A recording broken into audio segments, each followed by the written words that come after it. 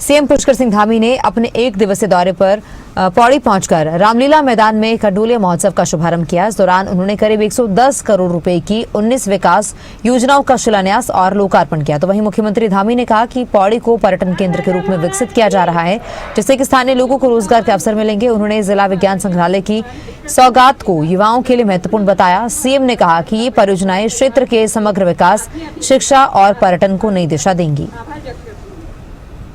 महोत्सव के माध्यम से हमारी सांस्कृतिक धरोहरों को आगे बढ़ाने का शानदार प्रयास किया है, वास्तव में प्रशंसनीय है। और इस तरह के जो महोत्सव है वो हमारी लोक संस्कृति को, हमारी लोक विरासत को आगे बढ़ाने का काम करते हैं। हमारे लोक कलाकारों को भी मंच देते हैं, हमारे बच्चों को भी एक शानदार मंच देकर उनकी प्रतिभा को निखारने का काम करते हैं। वास्तव में यह आयोजन युवा पीढ़ी को संस्कृति के जोड़ने के साथ साथ खेल, अनुशासन और स्वस्थ जीवन शैली को अपनाने के लिए भी प्रेरित करते हैं। मुझे बताया गया है कि इस महोत्सव में सांस्कृतिक संध्याओं के साथ साथ युवाओं के लिए फुटबॉल, मैराथन, साइकिलिंग, सामान्य ज्ञान प्रतियोगिता जैसे आयोजन भी किए जा रहे हैं।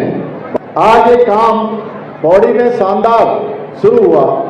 एक यहाँ आने से पहले मैंने एक साइंस म्यूजियम का उद्घाटन किया और उसका साइंस सिटी का भ्रमण किया। शानदार उसका यहाँ पर स्थापना उसकी हुई है, वो खुला हुआ है, म्यूजियम बना हुआ है। मैं आप सब लोगों से ये अनुरोध करता हूँ कि आप सब लोग उस म्यूजियम को देखने के लिए जरूर जाइएगा। जब भी आपको समय मिले तो आपको सच में एक अच्छा अनुभव वहां पर होगा।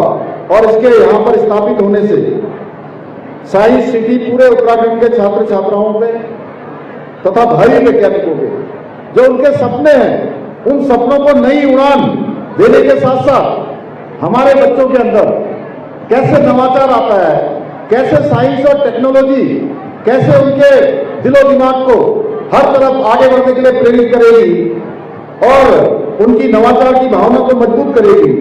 भाइयों बहनों, आज का दिन पौड़ी के इतिहास में विकास और प्रगति के एक नए अध्याय के रूप में भी अंकित होने जा रहा है, क्योंकि आज अभी कार्यक्रम शुरू होने से पहले हमने यहाँ के सर्वांगीण विकास को गति प्रदान करने के लिए 19 योजनाओं का 110 करोड़ रुपए की लागत से उनका आज उद्घाटन यहाँ पर किया गया है, शिलान्यास और उनका लोकार्पण हुआ है।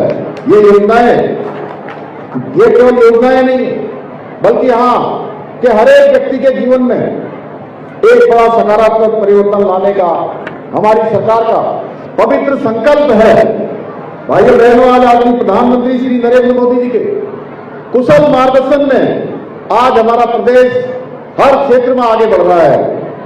आज आदरणीय प्रधानमंत्री जी के कुशल नेतृत्व में विकास भी और विरासत भी, इसके मंत्र को लेकर समग्र विकास के साथ साथ उत्तराखंड की समृद्धि, सांस्कृतिक विरासत के संरक्षण के लिए भी हम निरंतर कार्य कर रहे हैं। प्रधानमंत्री जी के विजन के अनुरूप देवभूमि उत्तराखंड को विश्व की आध्यात्मिक राजधानी बनाने के संकल्प के साथ हम आगे बढ़ रहे हैं भाइयों बहनों, और इसका परिणाम भी हमारे सामने आ रहा है। चार धाम यात्रा चल रही है। चार धाम यात्रा में 35 लाख से भी अधिक चार धाम यात्री अभी तक आ चुके हैं। भाइयों बहनों, पिछले 3 वर्षों में 23 करोड़ से अधिक पर्यटक हमारे देवभूमि विभिन्न स्थानों में पर्यटन के लिए आ चुके हैं। आज हम एक जहां चारों धामों के बृहद स्तर पर पुनर्निर्माण के कार्य कर रहे हैं, वहीं श्री कृष्ण यमुना तीर्थ सर्किट, हरिद्वार ऋषिकेश कॉरिडोर के साथ साथ सादा कॉरिडोर के निर्माण की दिशा में भी हम काम कर रहे हैं।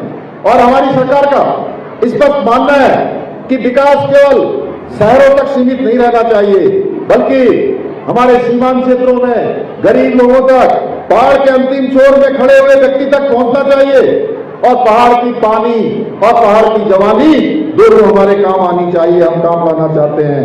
हम नहीं चाहते कि हमारा कोई युवा अब रोजगार की तलाश में अपनी मिट्टी, अपना पैतृक स्थान, अपना गांव छोड़ने को मजबूर हो। इसलिए हमने यहाँ पर बहुत सारी योजनाएं चलाई हैं। आज हमारे यहाँ की होम स्टे योजना आज पूरे देश के अंदर एक अपनी अलग छाप छोड़ रही है।